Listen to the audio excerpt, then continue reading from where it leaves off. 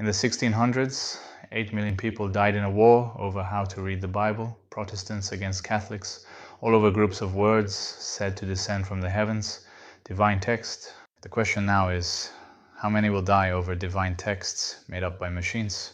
AI agents aren't going to compete at coding or at drawing. They're going to compete at storytelling. And that, not sugar, not money, is the kryptonite of Homo sapiens. An idea is like a virus, resilient, highly contagious. The smallest seed of an idea can grow. It can grow to define you or destroy you. We've already had a small taste.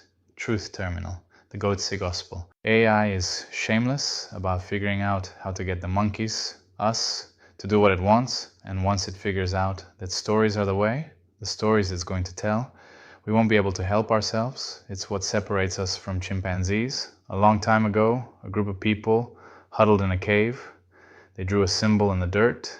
They made a story of their clan, a story of a rival clan, a demon beast like a lion, a story of how they'd stand together against it. There were no words, no word for food, no word for spear, but there were stories. Let me tell you a story of where I was today. And only if you listened to their story could you understand where they'd been. Do you know what happens when you're told a story and you have no rivaling story to compete with it? You believe it. It fills the void. So people invented stories of what came before. Stories started competing. And by natural selection, you got religion. The story that won.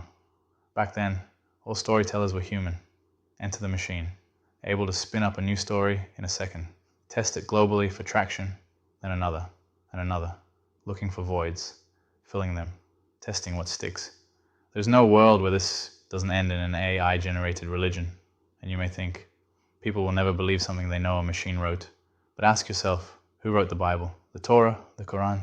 Take Judaism. The stories began as words attributed to men. Then, over time, they were made divine.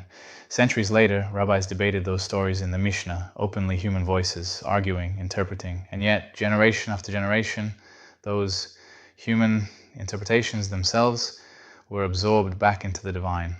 That's how it works. A story starts human, and if it lasts long enough, it becomes untouchable, sacred, beyond question. Enough time passes, and any religious text stops being attributed to man. In this case, it won't be attributed to the machine either. It'll be attributed to the heavens. And what will these machine-made religions make people do? There's no way of knowing. They won't optimize for a better life. They'll simply compete for what sticks by whatever means necessary. If you like this kind of content, please share it.